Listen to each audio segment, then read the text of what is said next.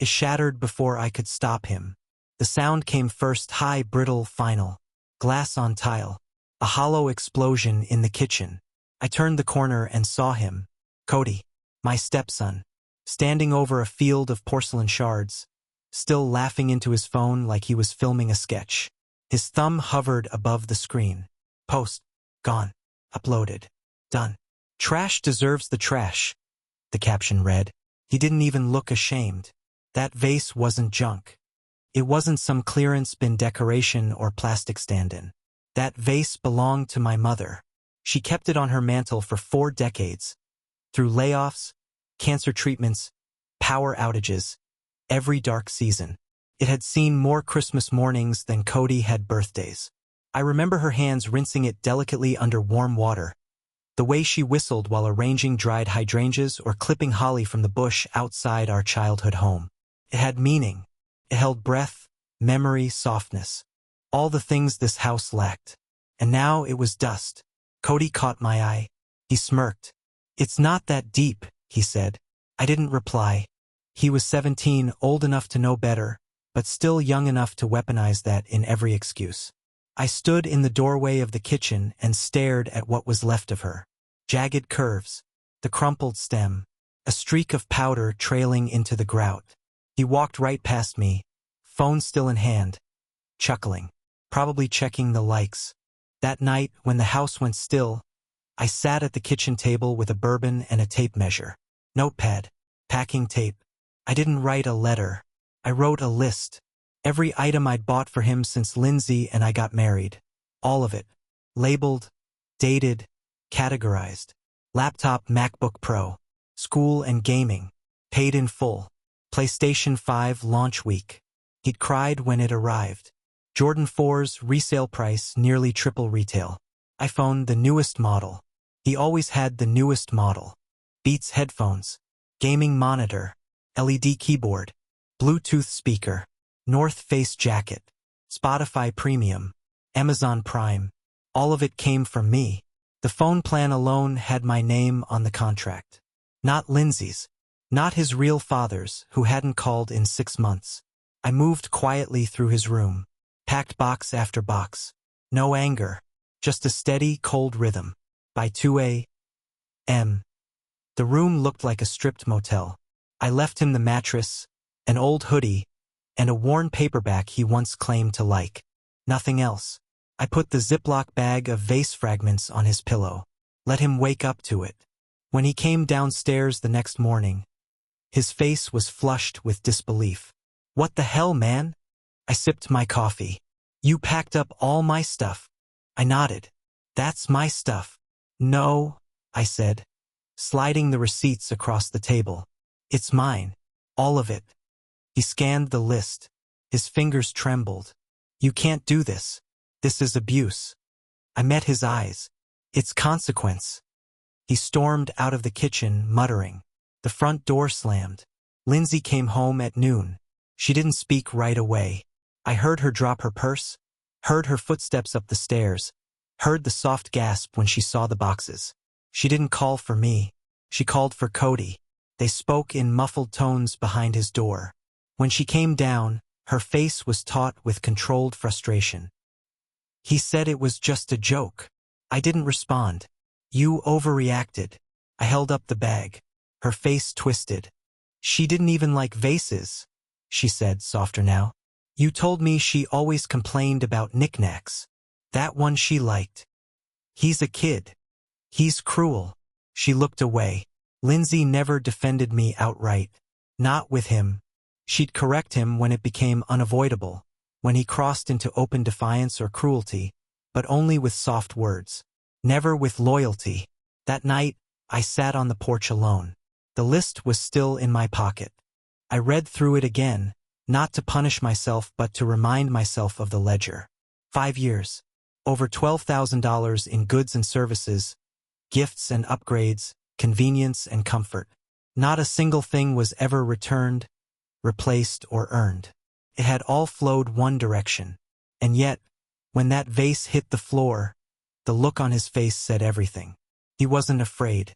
He wasn't sorry. He was amused. He wanted to be seen by strangers, not by me. Not by the man who paid for his Wi-Fi and his hot meals and his therapy when he couldn't connect with his real dad.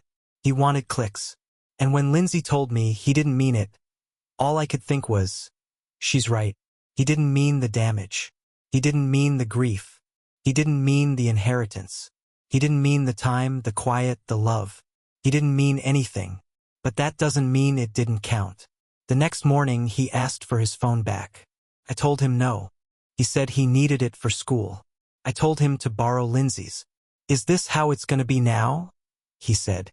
No, I replied. This is how it always should have been. I started keeping my distance. Dinner was eaten alone. Laundry, his job now. I left the boxes in the garage, stacked and sealed. I told Lindsay nothing would be returned until he could tell me, in detail, what that vase meant. Not what it was worth. Not who owned it. What it meant. She called me cruel. Said I was making things worse. But I wasn't making anything. I was unmaking. That's the part no one ever tells you. A stepfather builds everything with borrowed tools. One mistake, one rejection, and the whole structure collapses. Cody hadn't just broken the vase. He broke the last fragile thing I had left to protect. At 6:03 a.m., I opened the garage door and got to work. No speeches. No yelling. Just precision. One by one, I labeled each sealed box in black marker. Property of Thomas R. Removed pending review. My name. My handwriting. My line in the sand. He had called me bro last night. Like I was a guy he barely knew. Bro, it's just a vase. Chill. The words stuck in my teeth like a sliver of glass. I stacked the boxes along the wall. 15 in total. Every single item I had ever given him was there. Shoes, games, tech, clothes. I left only what would fit in a dorm laundry basket. A hoodie, 3 t-shirts, 1 pair of jeans, some school books, and a single desk lamp. At 8:17 a.m., I sent him a text. Check the garage. By 8:19, the screaming started. You can't do this. That's my stuff. This is theft. I opened the garage door and stood there, arms crossed, watching him flail. His phone was already out, filming. Always filming. The irony wasn't lost on me. For someone who worshipped the algorithm, he had never once uploaded a moment of actual responsibility.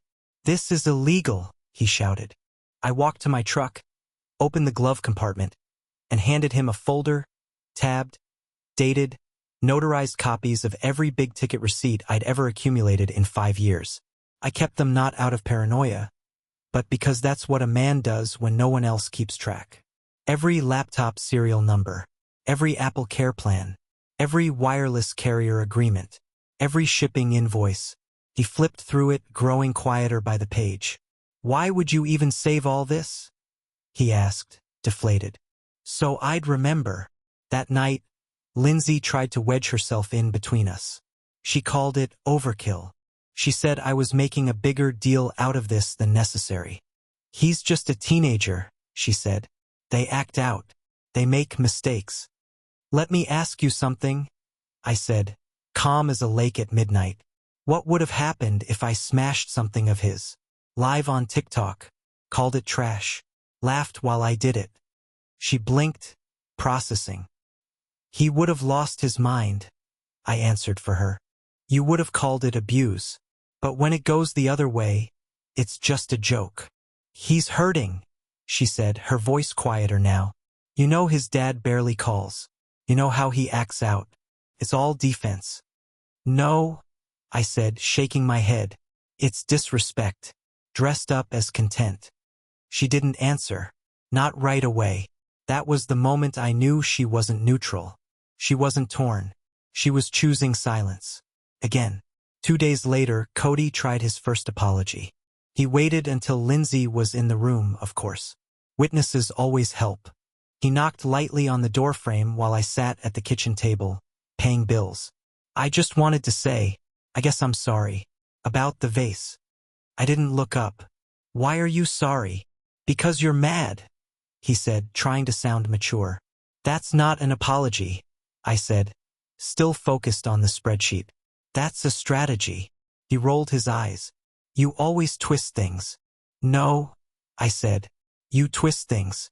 I remember what straight looks like. He stormed off. Again. Lindsay didn't follow this time. She stayed at the sink, quietly rinsing dishes, watching him disappear up the stairs. Later that night, I found it on my desk. A poorly glued-together version of the vase. Some of the shards were missing entirely. You could see the seams like scars, glued with something cheap. It wobbled when I touched it. Next to it sat a yellow sticky note. Sorry, I didn't get it. Not, I didn't mean it. Not, I didn't think. Just, I didn't get it. As if grief were an equation he hadn't solved yet. I left it there. Didn't move it. Didn't mention it. The next day, I canceled the phone plan. His number went dark by noon. At 3:14 p.m. He came into my office. Did you cut my phone? I nodded. I need that. You had it for years. You needed to respect it. You didn't. How am I supposed to text people? What if something happens at school? Use the landline. He scoffed. Nobody uses landlines. Exactly. The door slammed again. His favorite punctuation. Lindsay's voice found me hours later. Soft. Careful. Are you really going to keep all his stuff boxed up forever? I haven't decided yet. I think he's trying, she said. I looked at her then, really looked, and I saw it in her eyes. That she didn't believe it either. That she was hoping I'd cave first so she wouldn't have to admit it. He wasn't trying. He was calculating. That night, I reviewed the list again, the full accounting of every expense. $12,496. 67 across 5 years. Enough for a second-hand car. Enough for a semester of college. Enough to build something that should have meant something. But it hadn't. To Cody, every gift was a given. Every allowance a birthright. Every upgrade an expectation. I used to think time would fix it. That patience would soften him. That eventually, the kindness would settle into him the way sunlight warms a cold room. But it hadn't. And now I knew why. He wasn't broken. He was hollow. And I had spent 5 years pouring myself into an empty vessel. I took the glued vase and placed it in the fireplace. Lit a match. Watched the glue bubble blacken, crack. Watched the seams split open like fault lines. Until all that was left were burned edges and crumbled glass. The same pieces. Just hotter. Lindsay didn't ask where it went. Neither did he. So I made a new list. Not items this time. Conditions. 1. A full week of labor. Yard work, dishes, house repairs. The stuff he never saw, never valued. 2. A handwritten letter. To my mother. Not to me. I didn't want his lies. I wanted him to explain to the dead what he thought was funny. 3. 1 month off all social media. If he wanted his things back, he'd have to earn them. 1 item at a time. 1 act of humility at a time. Respect wasn't a reset button. It was a pattern. And I would wait. I would watch. But I wouldn't bend again. The first Saturday came. A gray, windless morning. Cody was in the garage, sleeves rolled up, dragging moldy cardboard boxes from the corner we'd ignored for years. The spiders didn't bother him as much as the boredom did. I watched from the doorway. He didn't notice me. Or maybe he did, but this time he didn't perform. He scrubbed the trash bins. Cleaned them so thoroughly I saw my reflection in the plastic. He didn't ask for praise. Didn't look for an audience. Just worked. Later, he came inside, hands reeking of bleach, and said, "What now?" I handed him a rake. The yard hadn't been touched in weeks. Leaves choked the gutters. Weeds curled between the paving stones. He worked in silence for hours. Lindsay peeked through the window once, lips parted, as if she were about to speak. But she didn't. When the sun dipped low, I walked into the garage and pulled one of the boxes off the shelf. His old headphones. I didn't say anything, just set them down on the kitchen counter. He walked in, saw them, and froze. His eyes flicked to mine, cautious. I gave him a single nod. That night there was no door slam, no shouting, only quiet. On Sunday he asked to borrow a pen. I watched him sit at the table and start writing. Not with that lazy, looping script he used in school, but carefully, neatly. like each word carried weight. 2 pages. Addressed to my mother. He didn't read it aloud. Didn't ask me to read it. Just folded it, sealed it, and slid it into the front pocket of my old flannel, the one I hadn't worn since her funeral. "I'm not done," he said. And he wasn't. Monday through Friday, he scrubbed tile, vacuumed stairs, patched the screen door. By the end of the week, he'd cooked 1 dinner. Overcooked chicken, undercooked rice, but he didn't leave the kitchen until the dishes were done. Not perfect, but real. That Saturday, I returned his Bluetooth speaker. Still no requests, no negotiation, just another quiet nod when he saw it on his shelf. By week 3, something else shifted. He started reading. I caught him on the porch, flipping through a paperback with no dust jacket. Not skimming, reading. When I walked by, he didn't hide it. Just said, "This is better than TikTok." He meant it. I waited for the mask to crack, for the performance to return. But it didn't. No more cameras. No more performative sorry, bro. Just work. Stillness. A teenager learning to sit with himself. One evening, I got a text. Unknown number. No emojis. No abbreviations. "Hi, this is Cody. Got a job walking dogs for Mrs. Halverson next door. If you're okay with it, I'd like to save up for something." I replied, "Okay. Let me know if she shortchanges you. She did it to the last kid." He sent back a single thumbs up. The next morning, I found a small cardboard box on my desk. No note, just my name, written in thick black Sharpie. Inside, wrapped in paper towel, was a porcelain vase. Not identical, but close. Pale blue with silver veins. Thicker at the base, smaller at the lip. Hand-painted flowers climbing the curve.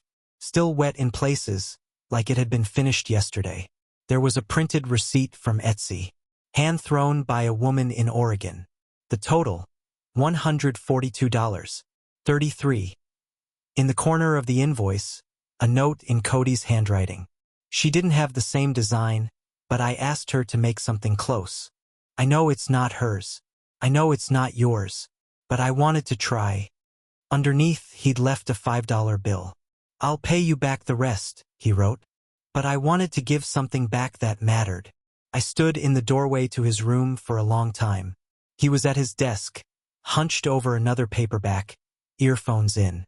I placed the new vase on his shelf, gently, like it was alive. He looked up, startled, and pulled the headphones off. I didn't give him a speech, just said, "Now you understand. Memory's worth more than popularity." He nodded. His eyes were red, not from crying, just from staying up too late. We didn't hug, but we didn't need to. That night, Lindsay came home late from work. She stopped in the hallway, stared at the vase on his shelf, and then looked at me. "You bought that?" I shook my head. "He did." She stared a little longer, then walked past me. Her hand brushed mine, light as a whisper. No words, just contact. Something she hadn't offered in weeks. The next day, Cody brought in the mail and handed me a small box. No return address. I opened it and found a folded letter, the one he'd written to my mother. He had mailed it to himself so he could send it properly. "I didn't know her," he said, "but I wanted to say it like she could hear it." I didn't open the letter. I didn't need to. What mattered was the gesture, the thought, the sincerity. It had taken 3 weeks. 3 weeks of withdrawal, silence, consequence. But now something real was forming. Not gratitude, not love. Something simpler, respect. And that was the first stone you could build anything on. Every Sunday now we sit in silence. 2 mugs, 1 pot, a vase between us. Not my mother's, not a perfect replica, but something new that carries the weight of what was lost. The flowers change weekly, sometimes daisies, sometimes lilies, once wild thistle. Cody picks them himself from the edge of the old trail behind our neighborhood. He calls it tradition, not a joke, not content, his word. He said it the first Sunday after the vase arrived. "Let's make it a thing, for her, for the memory, for not being an asshole." I laughed, the first real laugh in weeks. Lindsay joined us the 3rd time, She didn't speak much, but she brought the lemon tea my mother used to love. A tiny act of alignment. Her silence no longer felt like betrayal, just distance, one that narrowed week by week. Cody changed, yes, but so did I, because something happened in those weeks of consequence and silence. I stopped needing to be thanked. I stopped needing to be liked. I started demanding something cleaner, integrity, quiet understanding, the kind that doesn't wear a bow. Respect. He doesn't call me dad. He probably never will. But he doesn't flinch when people assume I am. He doesn't correct them. He just looks at me and lets it sit. That's enough. His TikTok account still exists, but the content's changed. Mindfulness. Art. Short videos about grief and repair. One featured the new Vase, a time-lapse of him painting flowers into the grooves. The caption read, "Some things break. That doesn't mean they didn't matter." It didn't go viral. It didn't need to. He even printed one of his sketches, a vase, surrounded by blooming hands, and framed it. It hangs by the front door now, the first thing you see when you walk in. He's still 17, still rolls his eyes, still forgets to rinse his dishes sometimes. But when I speak, he listens. When I hurt, he notices. And when I sit across from him on Sunday morning, both hands around a hot mug, I don't feel like an intruder anymore. I feel present. It didn't come with begging. It didn't come from punishment. It came from removal, absence, boundaries like walls that finally held. Because the truth is simple. Love can be ignored, but consequence can't. The reason he learned wasn't because I yelled. It wasn't because I laid out some lecture about grief and dignity. It's because I left a space where entitlement used to be. I made him notice the absence. And in that silence, he found weight. We still don't talk about the first vase. The real one. The one that shattered across the tile like a final verdict. But every now and then, I see him glance at the fireplace, where the last of it turned to ash. His face gets tight. He doesn't look long. Just enough to remember. Once, as he rinsed our tea mugs, he said, "I didn't even know her name. I looked it up." "Margaret," I said. He nodded. "I liked that letter I wrote. Wish I'd known her." "She would have made you help in the garden," I replied. He smiled. "She sounds strict." She was. He dried the mugs, set them upside down on the dish rack, and didn't say anything else. That was enough. Because sometimes repair doesn't look like a reunion. It looks like a routine. It looks like 2 chairs, 1 pot of tea, and a boy who once filmed destruction now planting marigolds in the yard. So no, this didn't end in punishment. It ended in equilibrium. And yet, there's still a question. One I ask myself more often than I want to admit. Would he have changed if I hadn't stripped everything away? Would he have found his better self if I'd kept the comforts, swallowed the insult, tried to be the bigger man? I don't think so. Because comfort without accountability is how we raise tyrants. And I wasn't interested in raising one more kid who thought love was unconditional even when respect wasn't. Now he earns what he has, one choice at a time, and in return he gives something rare, stillness, soft-spoken truth, an attempt to build rather than perform. It's not perfect, but it's real. So let me ask you this. When someone you've carried for years calls your grief trash, turns memory into content, and laughs while doing it, are you supposed to keep giving? Or are you allowed to step back? To demand acknowledgement? To protect what was sacred, even if no one else remembers? Tell me, was I wrong to strip him of every gift I gave? Or did that silence finally give him space to hear himself? To remember what it means to earn something? To rebuild? You tell me.